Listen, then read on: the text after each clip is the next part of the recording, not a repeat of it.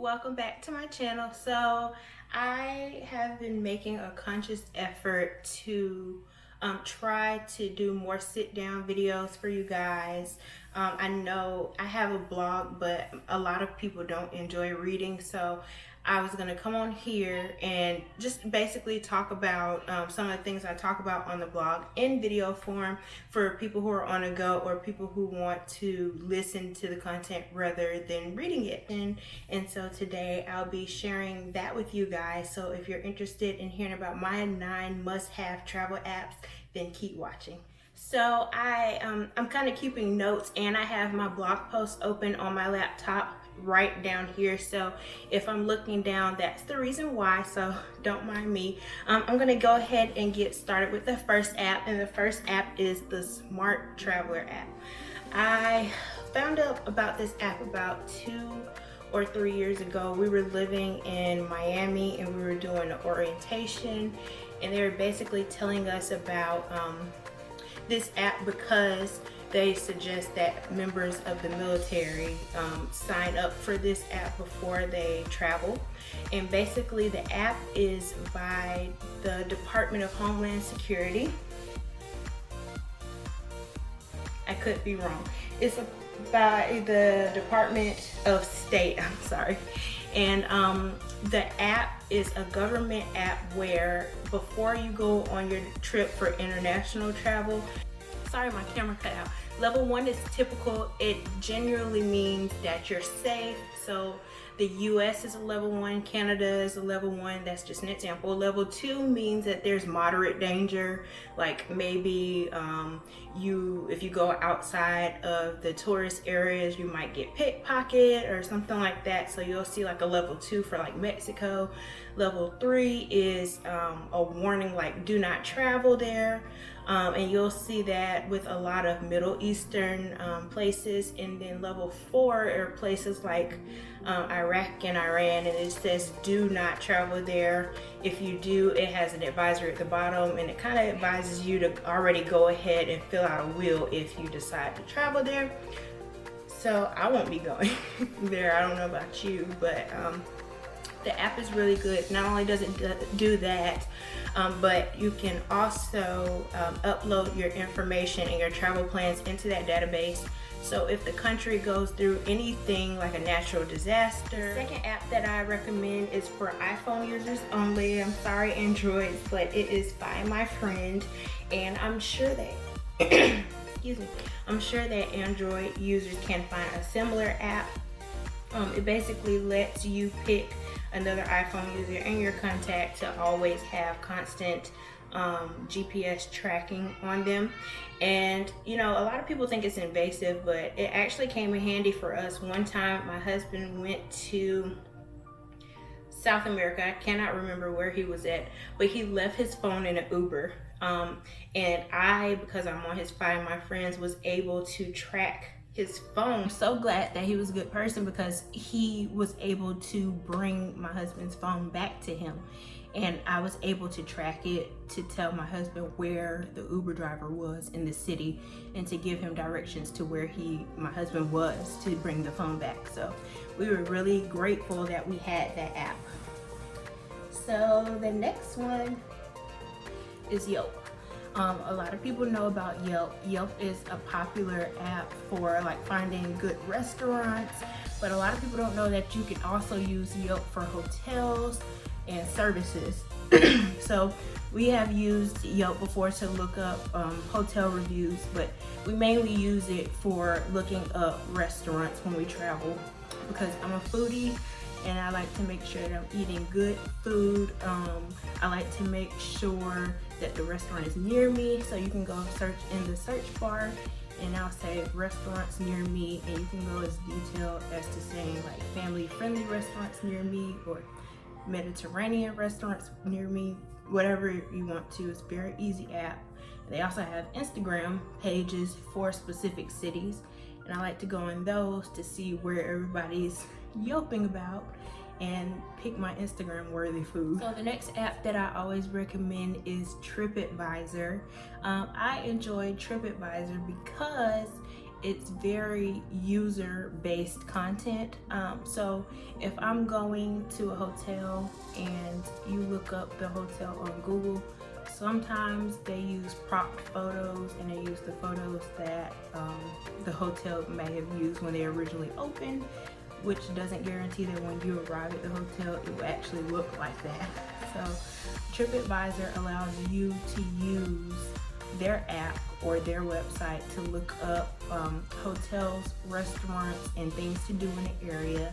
And then the people who have traveled there before you can upload their photos and their experiences and do an honest review of what they experienced while they were there, and you can get a real snapshot of what you're gonna get into. So if you like to book travel through like Groupon or Travelocity, where it's hard to get out of like when you purchase a hotel and it's hard to get out of your reservation, unlike it is if you book directly with the hotel, I would definitely advise you look up TripAdvisor first to see what everyone else's experience was before you book it. So the next thing that I'm talking about is apps for casual use. So the first one is the Google Maps offline, and my husband actually brought that to my attention. And you know, when you're traveling with GPS, it's not always reliable, especially like if you're in another country. It may get you to your destination, but you may arrive within 100 feet of it and you may not be able to find it. Or if you're traveling to another country or traveling like back roads, your phone can go out and you lose anything, any type of GPS, and you'll be lost. And that's like one of my worst fears, to be lost. So if you download the Google Map offline before you travel, no matter if your phone loses service while you're driving or not, you'll be able to access that map, and you'll be able, it won't give you like traffic updates or anything like that or alternative routes, but you can get to your destination and you don't have to worry about your signal. And so that's very important, and he typically uses this app when he travels to other countries in South America, and they use it, you know, just in case your service is just not working. And we also live in Missouri, and so when we're traveling like the back roads, our phones go out, and if we don't know where we're going, we just go ahead and download the Google Map before we go, and we're set. Okay, so the next one is GoGo in-flight, and a lot of people know about this. If you fly often and you're flying a major airline, so American or Delta, and I'm not sure about the others because I really only fly those two. But if you fly those airlines, the GoGo in-flight app is your free in-flight entertainment if they provide it on your particular flight. And so every month, I believe they do new releases of each, like videos and videos, games, and TV shows, and you're able to access that. And sometimes they do offer the in-flight Wi-Fi, but they don't offer like the TV screens if it's like a shorter flight and you're not doing like, you know, international or 4+ hour flights, but you have your phone or your laptop or your tablet, you can use the GoGo in-flight app, and that's free entertainment. The next one that I recommend is Google Translate. This is another one that I would highly suggest if you are traveling internationally and you are not fluent in the language. We went to Mexico and we used this app, and we used it a couple of other places, and I've actually used it in the US. One time I was at a spa and the lady only spoke Vietnamese, I believe, and we could not communicate what I wanted, but she did have the Google Translate app. So you get the app, she spoke into the app in her language, it translated to English for me, and when I spoke English into it, it translated to her language for her. So super useful if you're traveling overseas, if you're trying to get in an Uber, if you're trying to ask for directions. I would definitely go ahead and download that app, and don't be ashamed to use it, because you do not want to get lost or to have a question. And I think times have changed. You know, you used to have to know a language fluently to communicate with people, but now in the climate now, everyone's traveling. It's not a big deal if you don't know the language. Just download the app. But I do suggest, even if you have the app, out of respect for the other culture, go ahead and learn basic greetings. Hi, bye. Learn how to ask where is, learn how to ask for the police, stuff like that. Set yourself up for success. Don't set yourself up for failure. Next app is the XE currency. And we used this when we went to Mexico, or you can use it anywhere, but it's when the currency exchange rate is different than your home country, and you don't want to get slighted, you don't want to give them too much money or to get back the wrong amount, because you know your money really depends and your budget depends on your trip based on that. So you really don't want to be in that situation. So I just go ahead and download the XE currency app, and we look at the currency conversions, and it's that simple. The next one is Wi-Fi Finder. Now, I used this app when we went on a cruise. So if you're on the cruise, or like if you're traveling with like Carnival or Royal Caribbean, they both have like private islands. So you can use your Wi-Fi that you purchase on board a cruise on the island that they have. But if you go to another island in another country, your phone may or may not work. Not sure. But if you are someone who has to keep up with business, or you want to post on social media, or you just want to be connected like with your family members, the people that you're traveling with, and you want to make sure that you're able to communicate with them at all times, then I would go ahead and get the Wi-Fi Finder app.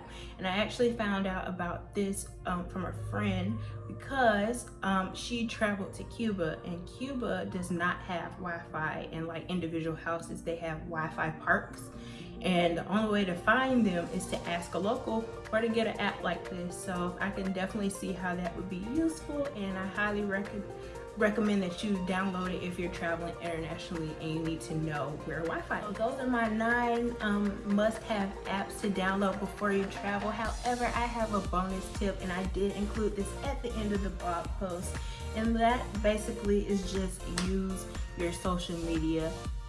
9 times out of 10, you have an Instagram, a Facebook, a Pinterest, or YouTube, because if you're on YouTube, you're watching my video.